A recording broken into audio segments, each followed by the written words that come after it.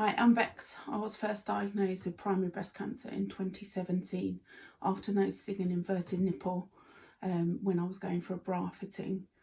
Soon after a visit to the GP, I was on the fast track cancer pathway, and before I knew it, I had had a mastectomy, chemotherapy and radiotherapy, and then was put on hormone treatment and hoped that would be it.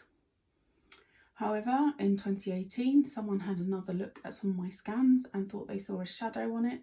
So although by the time I was diagnosed with secondaries, I had a sore back, the scan had shown something before I had a sore back, and it turned out that it had spread to my spine. So I had secondary or metastatic cancer where the breast cells had moved to my spine.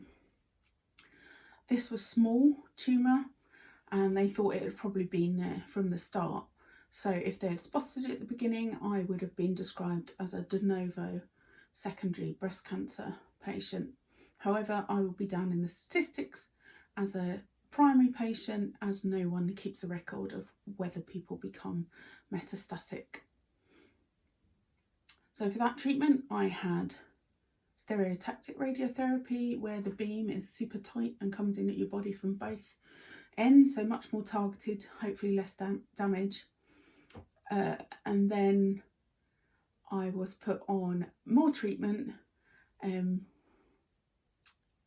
it was more chemotherapy followed by targeted therapies of Herceptin and Perjeta, because my tumour was triple positive, which means there's lots of drugs that give it a chance of being of disappearing. I'm not going to say fight, I hate the word fight. And then in early 2020, I was out in New Zealand for what I was hoping was going to be the trip of a lifetime, and started getting chest pain around my ribs. I also got stuck out in the middle of COVID, so instead of being able to see an oncologist, I had to talk to one on the phone. He thought it was just a chest pain, although they sent me for an x-ray and some bloods, which came back as nothing to worry about. So after I got my consulate flight home, I went back in the queue for scans at the Christie. So I'd had my scans, and then the next thing I knew, I was hospitalised because my face had swollen up. I was struggling to breathe, and oxygen level in my body was not good. And it turned out that there was a tumour growing here, and it was sat on top of my major veins, meaning the fluid couldn't drain out, and also a blood clot. So now on blood thinners. The real shock was that a biopsy on this showed that this new tumour, although breast cancer cells, was now triple negative, which is scary because it's one of the most aggressive and one that has the least treatment options. However, in the middle of all this, I'm still busy trying to live with Mets. I'm off sick at the moment as I'm adjusting to this new treatment, but I'm hoping I'm going to be able to return to work as an academic, both the teaching side and the research side. My treatment has led me to looking at some research at social media and cancer. I'm a real advocate for using social media to connect and have community, share information. So there's a real potential there. So I've put in some money for a big bid, and I hope I'm going to be here to do it and be well enough to do it. So I'm super glad that I've done a lot of travelling in the past. I would like to do some more. I've done a lot around the world. I've been a tour leader, and I really miss all that, as we all do at the moment with COVID. Macmillan there said to me, if your prognosis is short, what's really important to you? And I said, seeing people and travelling, and COVID is messing with both of those.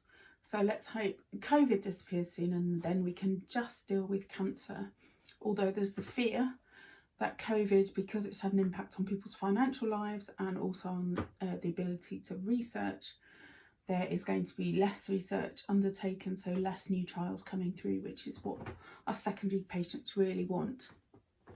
Being busy living with Mets is really important, trying to find hope and positivity in the mix of what is incredibly hard work. The side effects of cancer treatment, more than the cancer itself, leads to huge fatigue, spend a lot of time in bed, brain function is poor, memory is poor, immunity is poor, so unable to see people. And then there's the kind of ones that grind you down that you think would just be small things, but they really get to you. So like my hair is fast disappearing. So we'll see if that hangs on or whether it's time to go back to the wigs. My face gets huge breakouts from the treatment, so we're trying to find a way to deal with those. Your stomach tends to end up with a lot of problems both ways, so it's trying to find the drugs to manage that so we can still get out and about and see friends and see people and go for a walk every day, which I find really important. I get Pokemon to push me outside. So it's hard work, and it's really hard when you just see the pink positivity and you can do it, you can fight it. I don't like the fight language. I hate it every time I see that someone says that so-and-so has lost their fight with cancer. Treatment's failed. We run out of options, and sometimes we run out of those options which, if it wasn't for finance, we could have. So hopefully we can feed into some of that research and have better treatments for those who come behind us, but obviously we really hope that it's going to help us too. And it would be great if I could celebrate another 0 birthday. So I've got another 4.5 years to go before that. So if I can have my 50th, that would be great.